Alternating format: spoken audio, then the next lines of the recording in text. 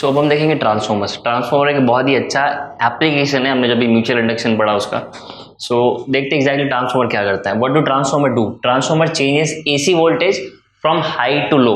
इसका मतलब क्या होता है? एज वी नो कि हमारा जो करंट जनरेट होता है वो किसी ना किसी पावर प्लांट से होता है।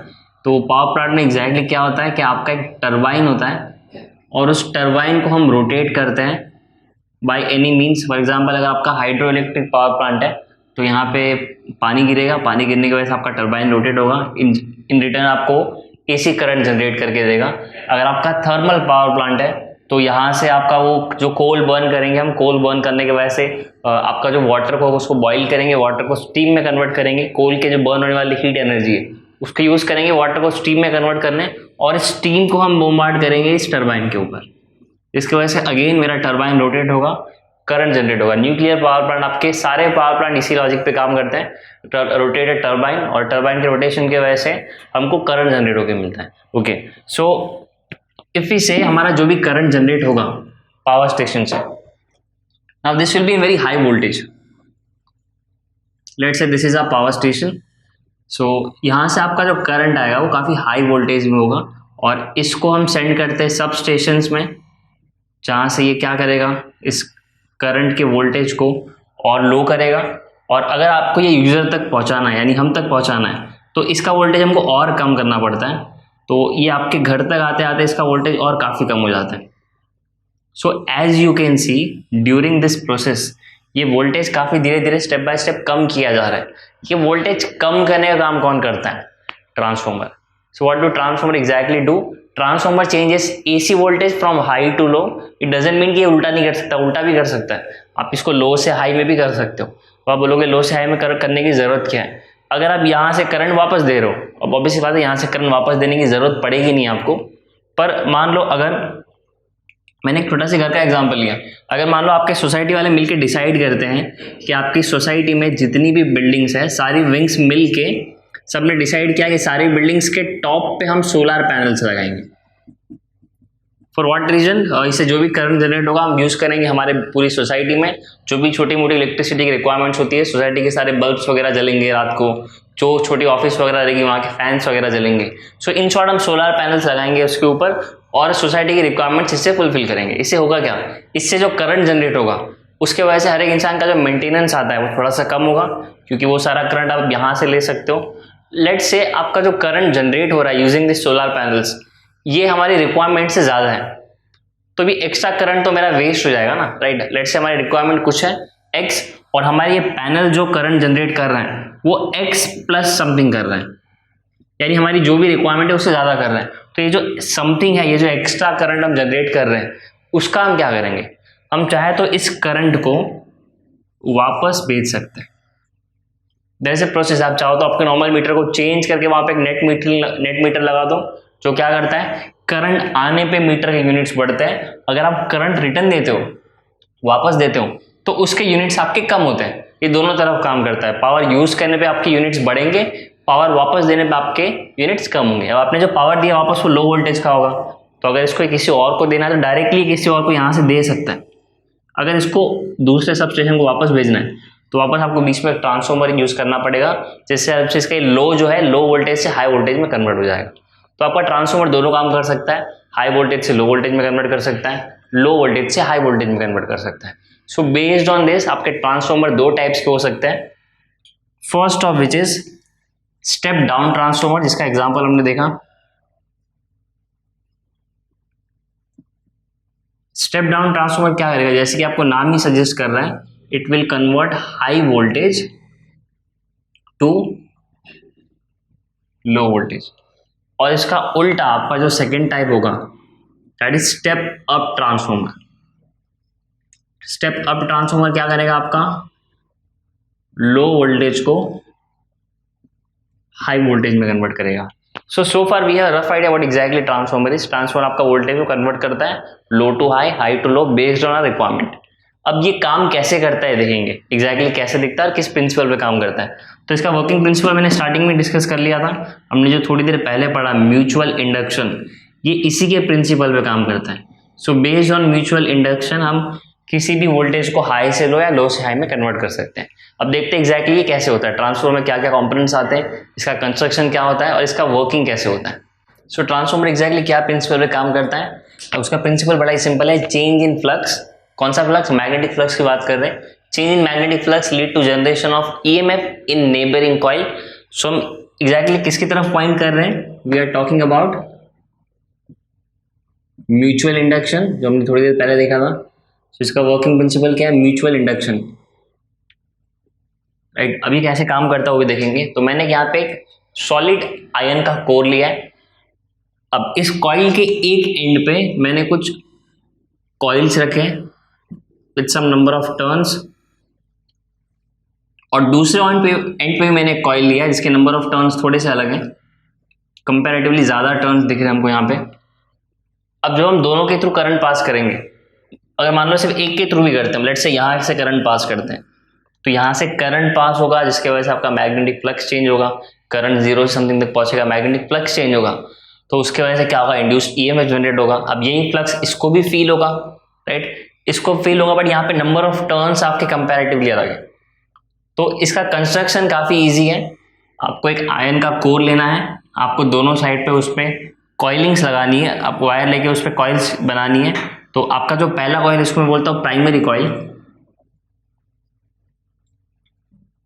इसको चाहे तो हम L1 से भी रिप्रेजेंट कर सकते हैं, and second one will be secondary coil, will be representing this with L2।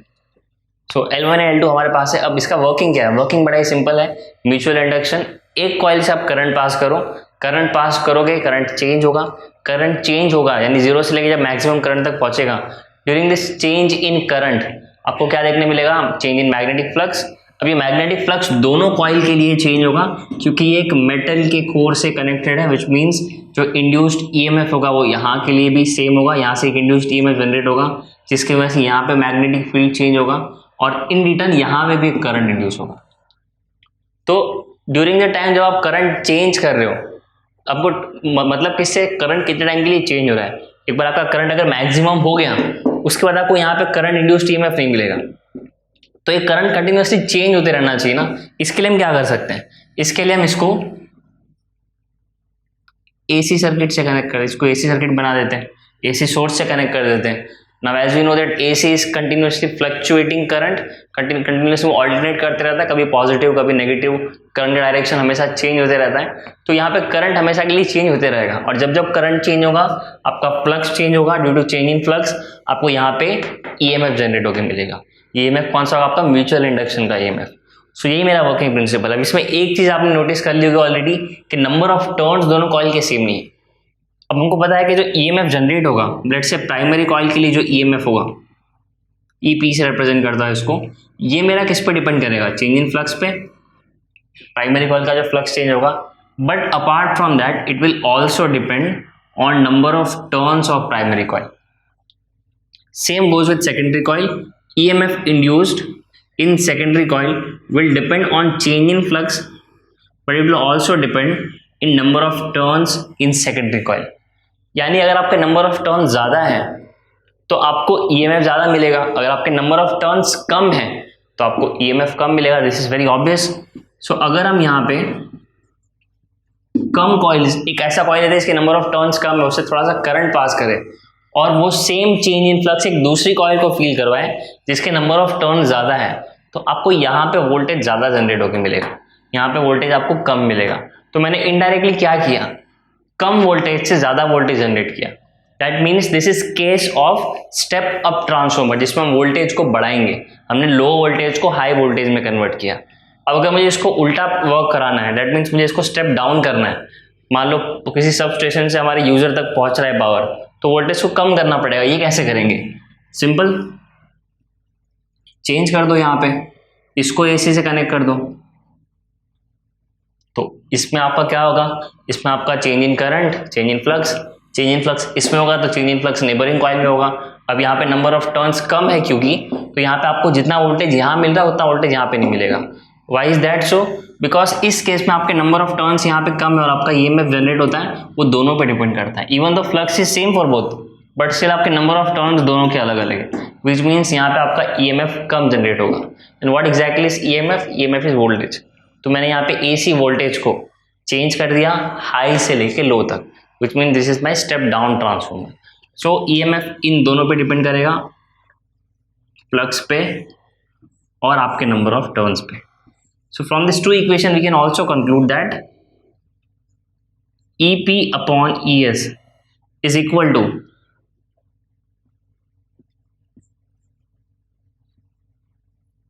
इन दोनों पे डिपेंड करता है, right. But we can also conclude that क्योंकि फ्लक्स तो दोनों के लिए चेंज होगा, वो सेम ही होगा, so we can say that directly this depends upon number of turns for primary coil and number of turns for secondary coil. This ratio NP upon NS is known as turn ratio for a transformer. ये turn ratio decide करेगा आपका step up होगा या step down होगा। सो इसके अलावा एक और चीज़ पे दोनों डिपेंड करते हैं। हमने एक फॉर्मूला तो निकाल लिया कि EP upon ES is equal to NP upon NS, but ये कहीं ना कहीं करंट के हिसाब से भी वेरी करेंगे, तो करंट और EMF का क्या रिलेशन वो भी देख लेते हैं। So by far we know that the ratio of voltages that is EP upon ES is equal to NP upon NS, which is also known as turn ratio, right? Apart from that, now what will a normal transformer look like? अगर simplified diagram बनाए इसका, तो आपको सिर्फ दो coils मिलेगी, one of which will be primary coil. Let's say this is my primary coil and second coil will be secondary coil. तो आपको ये step up करना है या step down करना है, बेस्ड ऑन दिस आपको इसके नंबर ऑफ टर्न्स चेंज करने हैं। सो यहाँ पे मैं नंबर ऑफ टर्न्स थोड़े कम लेता हूँ, विच मीन्स ये आपका स्टेप डाउन होगा। And this is the core with the help of which both are connected. So primary coil, secondary coil.